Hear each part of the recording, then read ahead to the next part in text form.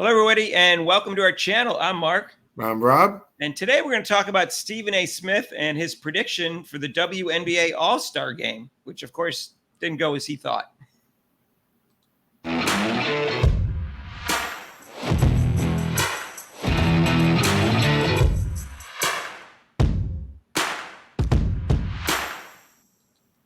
And hey, if you haven't subscribed to our channel yet, please do so and hit that notification bell when you do.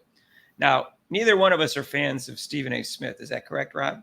This is correct. That's correct. Although we do give him credit for sticking up for Caitlin Clark about being on the Olympic team.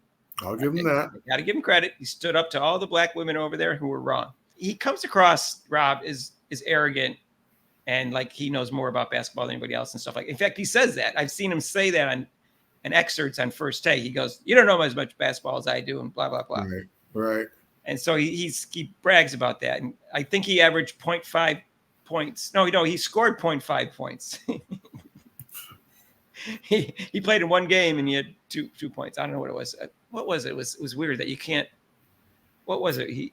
Was it him or was it Skip Bayless? No. Skip Bayless scored 2 points total. He said he started, but Rob, this is a man who averaged 1.5 points per game season in college, but he said the reason that happened is because he only played one game. So Charles, how do you average 1.5 points per game for one game? That's Stephen A. Smith. Okay, so you read into it whatever you want.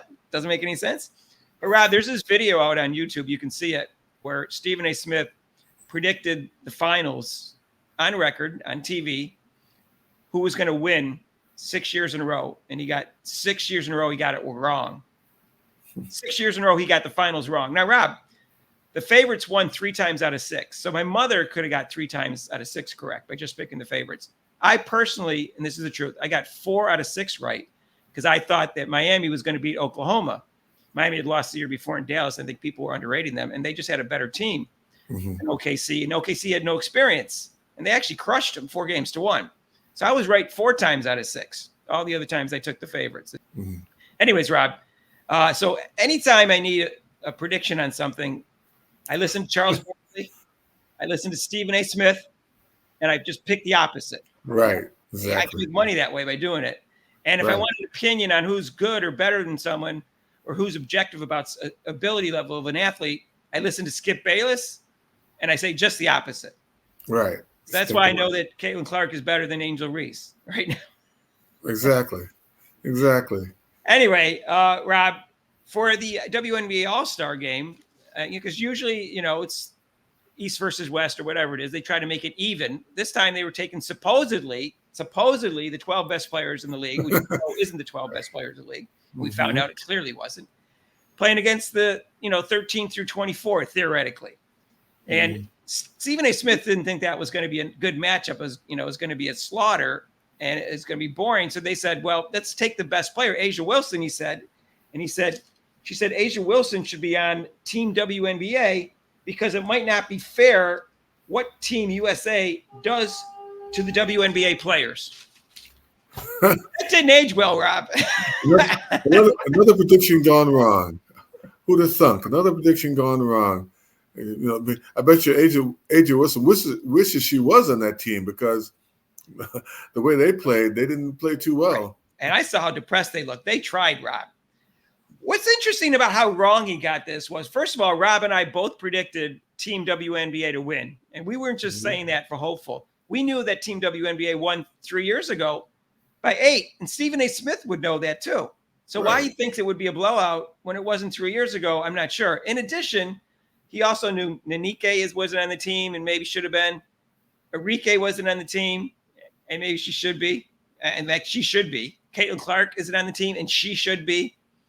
And we know Angel Reese maybe should be on the team and she's the best rebounder in the league and she wasn't on the team. And there's other players who are very close in ability level to the other women on the team. There's good depth in the WNBA.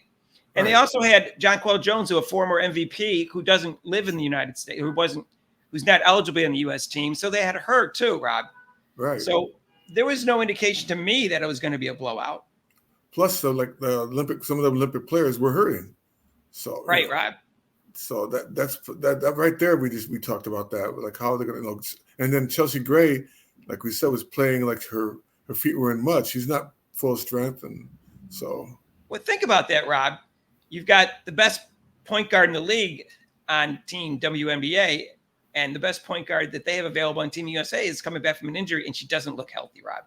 No, she doesn't. So that to me told me, okay, they got a big advantage. In addition, they had Cheryl Miller as a coach, and she was enthusiastic, and she also put in plays for them, and they practiced together. And she also said that they wanted to beat the brakes off them. So I knew they were going to be trying hard, and Team USA tried hard too, but they just couldn't do it. Yeah, their faces after the game were very disappointed, and they looked kind of very sad. They looked very disappointed, like almost in disbelief, Mark. In fact, one of the players on Team USA averaged 1.5 points for that particular game, Rob. Yeah. So but they had, was right about something. And also, I guess also Stephen A. Smith was putting into factor the coaching, because Miller hadn't coached in a while. But Coach Reeve, she's a 4-time, she's a great coach. So she definitely. She's won 4 championships and 3 times Coach of the Year. Right. So, but Cheryl Miller outcoached her, in my opinion. Oh, totally. Yes, totally she did. So I don't know why Stephen A. Smith didn't see that the game was going to be competitive, given all the factors I just gave you. He might not have. I can see why you would think Team USA was going to win because they were actually the 12 best players. But given that they're old and unhealthy and they look slow, Rob. Well, like a lot of commenters noticed that they looked old and the young guns ran them off the court. Right. I mean, it was a close game, but considering that they're supposed to be the 12 best players against 13 through 24, if you did that in the NBA, I don't think that 13 through 24 would win. No. I don't think so, Rob. No, I don't think so either. It shouldn't happen. Mark, it shouldn't happen that way, but it did. It did. So if you need predictions, just listen to Charles Barkley. Charles Barkley, someone will lose one game in a series. He goes, that'll be a sweep. You're right. He says things like that. And then he wonders why when people criticize him, he goes, I'm not even supposed to have an opinion. Yeah, but don't just go so flippant about it. Just jump to so many conclusions so quickly. Guaranteed. Guaranteed.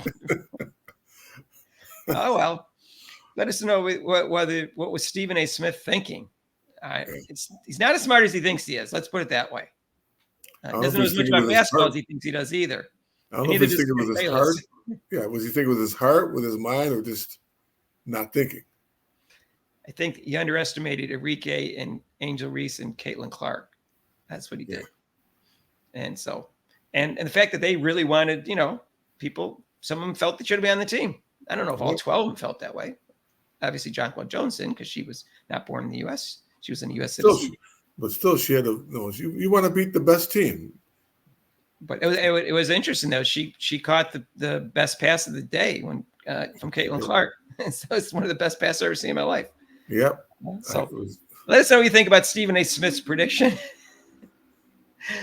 And whether, again, he looked like a genius or not, the genius he thinks he is. I guess we got to pick him out a little bit. He can handle it. He's used to it. He's used to it. All right, if you like this video, hit the like button and let us know if you want to subscribe to this channel by hitting that subscribe button and hit the notification bell when you do so you get notified of our next videos.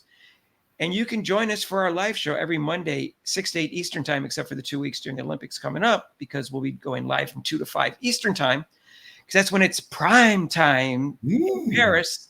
And that's when the marquee events are, like track and field, gymnastics, and swimming. So we'll be covering that. So join us for that. Feel free. And if you want to donate to the channel, you can do it down below in the super chats or in the link down below for PayPal. And we'll see you in the next video. All right, peace out.